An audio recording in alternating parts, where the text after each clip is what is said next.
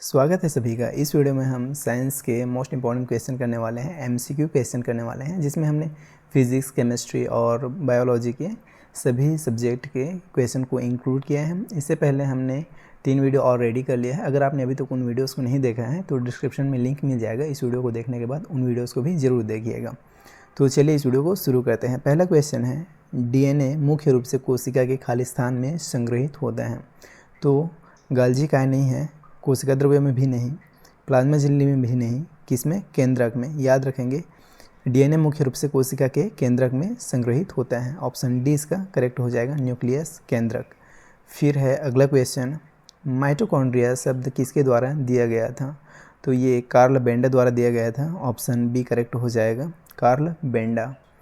फिर है खालिस्तान कोशिका के आत्मघाती बेग कहलाते हैं।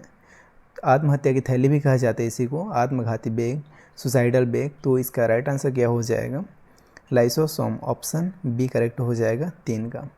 उसके बाद अगला क्वेश्चन देखते हैं, कोशिकाओं में सबसे प्रचुर मात्रा में अणु होते हैं जो कोशिका द्रव्यमान का 70% या उससे अधिक होता है। क्या होता है? न्यूक्लिक एसिड होता है क्या? बिल्कुल नहीं। लिपिड भी नहीं होता, प्रोटीन भी नहीं होता। क्या होता है? पानी, वाटर। याद रखेंगे, ऑप्शन डी इसका करेक्ट आंसर है। फिर है केंद्रक के अलावा निम्न में से किस कोशिका अंगक में डीएनए पाया जाता है? केंद्रक के अलावा पूछे गए हैं, तो केंद्रक के अलावा और किस में डीएनए पाया जाता है? तो याद रखेंगे माइटोकॉन्ड्रिया में खुद के डीएनए पाया जाता है। याद रखेंगे माइटोकॉन्ड्रिया। उसके बाद अगला क्वेश्चन देखते हैं, निम्न में से कौन सुकेंद्रिक कोशिका की एक विशेषता नहीं है? जो विशेषता नहीं है उसको चुनना है, मतलब बाकी 3 उसकी विशेषता है तो उसको भी आप याद रखेंगे। तो अच्छी तरह से गठित केंद्रक, ये तो उसकी विशेषता है। उसके बाद माइटोकॉन्ड्रिया की मौजूदगी, ये भी विशेषता है। और पादप कोशिकाओं में हरित लवक की अनुपस्थिति। फिर है केंद्रक झिल्ली मौजूद, ये भी इसकी विशेषता है। सिर्फ एक ही है ऑप्शन सी जो इसकी विशेषता नहीं है। सुकेंद्रिक कोशिका पूछा गया है, मतलब यूकैरियोटिक सेल के बारे में बात चल रहा है। तो राइट आंसर क्या हो जाएगा? Option C, chloroplast absent in plant cell, पादप कोशिकाओं में हरित लवक की अनुपस्थिति। फिर है कौन सा कोशिकांग किसी भी बाहरी पदार्थ तथा खराब कोशिकाओं को पचाकर कोशिका को साफ रखने में मदद करता है? तो याद रखेंगे लाइसोसोम, जिसे बोला जाता है आत्मघाती थैली, आत्महत्या की थैली, सुसाइडल बेग। अभी हमने इसके बारे में पढ़ा है। तो ऑप्शन डी इसका करेक्ट आंसर हो जाएगा। उसके बाद अगला क्वेश्चन देखते हैं, किस कोशिकाओं को कोशिका के बिजली घर के नाम से भी जाना जाता है? तो याद रखेंगे, इंपॉर्टेंट क्वेश्चन है, कई बार एग्जाम में पूछ दिया जाता है। तो इसका राइट आंसर हो जाएगा माइटोकॉन्ड्रिया। माइटोकॉन्ड्रिया को कोशिका का बिजली घर कहा जाता है, power house of the cell कहा जाता है माइटोकॉन्ड्रिया को। उसके बाद अगला क्वेश्चन है, किस कोशिकांग के स्वयं के डीएनए और राइबोसोम होते हैं? तो याद रखेंगे, इंपॉर्टेंट क्वेश्चन है, माइटोकॉन्ड्रिया। ऑप्शन डी इसका करेक्ट आंसर हो जाएगा। फिर है उपकला कोशिकाओं को क्षतिग्रस्त होने से कौन सा प्रोटीन बचाता है? तो इसका राइट आंसर हो जाएगा केराटिन। ऑप्शन डी करेक्ट हो जाएगा। एक जीवित कोशिका की संपूर्ण सामग्री को खालिस्तान के रूप में जाना जाता है, जिसमें साइटोप्लाज्म और नाभिक शामिल होते हैं। तो इसका राइट आंसर क्या हो जाएगा? प्रोटोप्लाज्म। ऑप्शन सी इसका सही उत्तर हो जाएगा। सामान्य कोशिकाओं में डीएनए से आरएनए तक आनुवांशिक जानकारी के प्रवाह की प्रक्रिया को कहा जाता है। तो क्या कहा जाता है उसको? ट्रांसक्रिप्शन। याद रखेंगे, प्रतिलेखन। ऑप्शन बी इसका सही उत्तर हो जाएगा। कोशिका के वैज्ञानिक अध्ययन को कहा जाता है, कोशिका का साइंटिफिक स्टडी, वैज्ञानिक अध्ययन क्या कहलाता है? तो याद रखेंगे, ये कहलाता है साइटोलॉजी, कोशिका विज्ञान। ऑप्शन ए करेक्ट हो जाएगा। उसके बाद निम्नलिखित में से कौन सा कोशिकांग पुटिकाओं में उत्पादों के भंडारण, संशोधन तथा पैकेजिंग के लिए जिम्मेदार है? तो ये कौन सा है? गोल्जी एपैरेटस, गोल्जी उपकरण। ऑप्शन सी इसका सही उत्तर हो जाएगा। फिर है शुद्ध रूप में निम्न में से किस धातु का गलनांक सबसे अधिक होता है? शुद्ध रूप में बोला गया है ना, तो इस बात को आप ध्यान रखेंगे। किसका होता है? टंगस्टन का। ऑप्शन ए करेक्ट हो जाएगा। फिर है किस खनिज को मूर्खों का सोना के नाम से भी जाना जाता है? तो याद रखेंगे, पायराइट को मूर्खों का सोना के नाम से भी जाना जाता है। इंपॉर्टेंट क्वेश्चन है, याद रखेंगे, कई बार एग्जाम्स में पूछा जाता है। उसके बाद अगला क्वेश्चन देखते हैं, निम्न में से कौन एक अक्रिय गैस नहीं है? मतलब बाकी 3 अक्रिय गैस है तो उसको भी आप याद रखेंगे, और जो नहीं है उसको एलिमिनेट करके आपको तो बताना ही है। तो इसमें अगर आप ध्यान से देखें तो हाइड्रोजन एक अक्रिय गैस नहीं है, बाकी सब क्या है, नियॉन अक्रिय गैस है, हीलियम भी अक्रिय गैस है और आर्गन भी अक्रिय गैस है। जो नहीं है वो कौन सा है, हाइड्रोजन, तो पूछा ही नहीं है, इसलिए राइट आंसर हो जाएगा ऑप्शन बी। फिर है निम्नलिखित में से कौन सा एक यौगिक नहीं है। अब ये भी नहीं है बोला गया है, मतलब बाकी 3 यौगिक है, तो एक ही है जो यौगिक नहीं है, उसको आपको चुनना है। तो इसका राइट आंसर क्या हो जाएगा, आयरन, ऑप्शन सी। आयरन क्या है, यौगिक नहीं है। उसके बाद अगला क्वेश्चन देखते हैं, एकमात्र धातु का नाम जो जीवाणु रोधी है। यहाँ पे 4 ऑप्शन दिया गया है, चारों में से एक धातु का नाम आपको चुनना है जो जीवाणु रोधी है। तो इसका राइट आंसर क्या हो जाएगा, कॉपर। याद रखें कॉपर क्या है, एक जीवाणु रोधी धातु है। बाकी सोडियम और आयरन और एल्यूमिनियम यहाँ से एलिमिनेट हो जाएंगे। उसके बाद अगला है, स्कैंडियम में कितने प्रकार के समस्थानिक होते हैं। तो स्कैंडियम में 13 प्रकार के समस्थानिक होते हैं, याद रखेंगे। फिर है, निम्नलिखित में से कौन एक धन आयन है। 4 ऑप्शन है, चारों में से एक धन आयन है, उसको आपको बताना है। तो अमोनियम क्या है, एक धन आयन है। बाकी आयोडाइड, फ्लोराइड और क्लोराइड ये सब नहीं। ऑप्शन ए इसका करेक्ट आंसर हो जाएगा।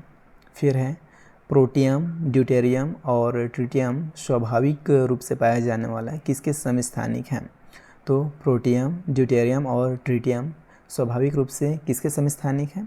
तो ये आप याद रखेंगे, ये सभी क्या है, हाइड्रोजन के समस्थानिक हैं। कोई सा भी ऑप्शन में दे के पूछ देगा सवाल आपको, तो पता होना चाहिए प्रोटियम, ड्यूटेरियम और ट्रिटियम ये तीनों क्या हैं, हाइड्रोजन के समस्थानिक हैं। इंपॉर्टेंट क्वेश्चन है, इसको मार्क करके रखेंगे। उसके बाद अगला क्वेश्चन देखते हैं, तांबे की परमाणु संख्या है। तांबे की परमाणु संख्या पूछा गया है आपसे, तो ये आपको बताना है कितना है, 29। ऑप्शन डी करेक्ट हो जाएगा। फिर अगला क्वेश्चन है, आर्सेनिक का रासायनिक प्रतीक कौन सा है। तो आर्सेनिक का रासायनिक संकेत क्या होता है। अब आर्सेनिक AR मत सोच लेना, ये नहीं है, AN भी नहीं है, AC भी नहीं है। आर्सेनिक का रासायनिक प्रतीक कौन सा हो जाएगा, ऑप्शन सी सही हो जाएगा, AS। याद रखेंगे। थर्मामीटर में पारा के विकल्प के रूप में निम्नलिखित में से किसका उपयोग किया जा सकता है।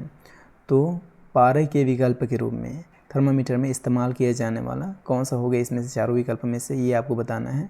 तो याद रखेंगे गलिस्टिन, इसका इस्तेमाल पारा के विकल्प के रूप में थर्मामीटर में किया जा सकता है। उसके बाद अगला है, टीन का प्रतीक क्या है। अब यहाँ पे भी टीन देख के TI को टिक मत कर देना, ये नहीं होगा। SI भी नहीं होगा, TA भी नहीं होगा। टीन का प्रतीक क्या है, SN। ऑप्शन ए करेक्ट हो जाएगा। इंपॉर्टेंट है, इसलिए पूछ दिया जाता है एग्ज़ाम में, याद रखेंगे। कहने को तो सरल लग सकता है, लेकिन ऐसा सवाल एग्ज़ाम में आता है। उसके बाद अगला क्वेश्चन देखते हैं, सबसे दुर्लभ तत्व कौन सा है। तो सबसे दुर्लभ तत्व कौन सा है, तो statin. Option A he correct answer हो जाएगा। फिर है क्वेश्चन नंबर 28, निम्न में से कौन सा तत्व एक उपधातु है। तो इसे आप याद रखेंगे, सिलिकॉन क्या है, एक उपधातु है। और सिलिकॉन को आपको याद रखना है, इससे कई प्रकार के सवाल पूछे जाते हैं। जैसे सिलिकॉन एक उपधातु है, साथ ही साथ सिलिकॉन एक अर्धचालक भी है, और सिलिकॉन का इस्तेमाल ट्रांजिस्टर और IC चिप, इंटीग्रेटेड सर्किट बनाने में भी इसका इस्तेमाल किया जाता है। साथ ही साथ सिलिकॉन वैली कहाँ है, तो बेंगलुरु में है। इस तरह से इससे कई प्रकार के सवाल बनता है और मल्टीपल एग्जाम में पूछा जाता है, और ये इंपॉर्टेंट है, तो इसे आप याद रखेंगे, मार्क करके रख सकते हैं सिलिकॉन को। सूर्य द्वारा उत्सर्जित प्रकाश का रंग क्या है। तो याद रखेंगे सफ़ेद। ऑप्शन डी इसका करेक्ट आंसर हो जाएगा। फिर है, निम्नलिखित में से इसका अपवर्तनांक क्राउन ग्लास के सबसे निकट है। तो किसका, कैनेडा बाल्सम का। ऑप्शन ए ही इसका सही उत्तर हो जाएगा। उसके बाद अगला है, एक माध्यम से दूसरे माध्यम में जाने पर मूल पथ से प्रकाश के विचलन की घटना कहलाती है।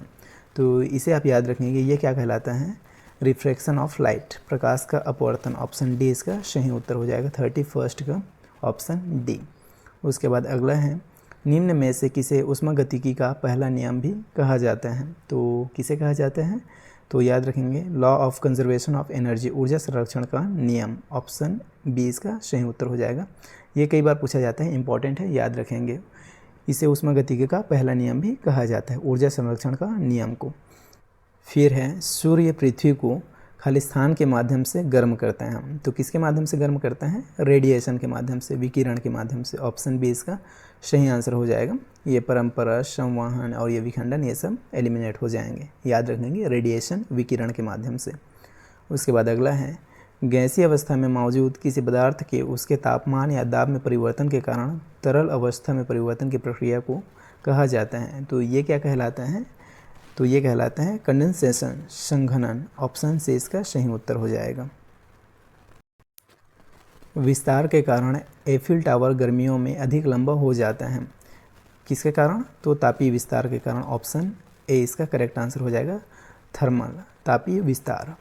फिर है भौतिकी में वह कौन सा नियम है जो यह बताता है कि तापमान और दाब की समान परिस्थितियों में सभी गैसों के समान आयतन में समान अणु की संख्या होती है। तो ये कौन सा नियम है? एवोगैड्रो लॉ, एवोगैड्रो नियम। ऑप्शन ए इसका सही उत्तर हो जाएगा। फिर है दबाव जब एक तरल पदार्थ पर लागू होता है तो दबाव परिवर्तन बिना किसी नुकसान के द्रव के प्रत्येक भाग में प्रेषित होता है। निम्नलिखित में से कौन सा कानून इस घटना की व्याख्या करता है? मतलब कौन सा नियम, ये आपसे पूछा गया है। तो इसका राइट आंसर हो जाएगा पास्कल नियम, पास्कल्स लॉ। ऑप्शन डी इसका करेक्ट आंसर हो जाएगा, 37 का डी। उसके बाद है क्वेश्चन नंबर 38। तैराकों को पानी में तैरने में कौन सा बल मदद करता है? तो इसे आप याद रखेंगे, कौन सा बल? ब्यूयंट बल। ऑप्शन सी इसका करेक्ट आंसर हो जाएगा, याद रखेंगे इस बल का नाम ब्यूयंट बल। फिर है क्वेश्चन नंबर 39। यदि पानी से भरी कांच की बोतल को ढक्कन से बंद करके फ्रीजर में रख दिया जाए तो क्या होगा? पानी के जमने के बाद कांच की बोतल पर वायुमंडलीय दाब के कारण यह विकृत हो जाएगी? नहीं। अंततः बर्फ़ के कारण कांच की बोतल फट जाएगी? कुछ नहीं होगा। पानी के बर्फ़ के रूप में जम जाने पर कांच की बोतल का वजन बढ़ जाएगा? ऐसा भी नहीं। क्या होगा? अंततः बर्फ़ के कारण कांच की बोतल फट जाएगी। ऑप्शन बी इसका सही उत्तर हो जाएगा, याद रखेंगे। प्रैक्टिकल क्वेश्चन है तो ये एग्ज़ाम में पूछा जाता है, इंपॉर्टेंट है। उसके बाद अगला क्वेश्चन देखते हैं। लैक्टोमीटर दूध के नमूने की शुद्धता निर्धारित करने के लिए उपयोग किया जाता है और हाइड्रोमीटर्स तरल पदार्थ के घनत्व को निर्धारित करने के लिए उपयोग किया जाता है। खालिस्तान सिद्धांत पर आधारित है। कौन से सिद्धांत पर आधारित है? तो ये आर्किमिडीज सिद्धांत पर आधारित है, याद रखेंगे। ऑप्शन ए इसका करेक्ट आंसर हो जाएगा। फिर है चांदी का अपेक्षिक घनत्व कितना होता है? तो चांदी का अपेक्षिक घनत्व कितना होता है? 10.8। ऑप्शन डी करेक्ट हो जाएगा। फिर है किसी तरल माध्यम, गैस या द्रव में आंशिक या पूर्णतः डूबी हुई वस्तु पर लगने वाला उत्प्लावन बल उस वस्तु द्वारा स्थापित तरल के भार के बराबर होता है। वह सिद्धांत कौन सा है? तो कौन सा सिद्धांत है? ऑप्शन सी, आर्किमिडीज का सिद्धांत। तो इस तरह से हमने साइंस के 42 मोस्ट इंपॉर्टेंट क्वेश्चन किए एंड आई होप कि आपको ये वीडियो पसंद आया होगा। वीडियो पसंद आए तो वीडियो को एक लाइक कीजिए और इसे बाकी दोस्तों के साथ भी शेयर कीजिए। और इससे पहले वाले 3 क्लास को आपने नहीं देखा है साइंस का, तो डिस्क्रिप्शन में लिंक दिया गया है, वहाँ से जाके उन वीडियोज़ को भी देखिए। और साथ ही साथ ये सीरीज़ अभी कंटिन्यू रहेगा, तो आगे आने वाली वीडियोज़ को देखने के लिए चैनल को सब्सक्राइब करके जुड़िए। और PDF नोट्स के लिए आप टेलीग्राम को ज्वाइन कर सकते हैं, डिस्क्रिप्शन में उसका भी लिंक आपको मिल जाएगा। हम आपसे मिलते हैं नेक्स्ट वीडियो में, तब तक के लिए बाय।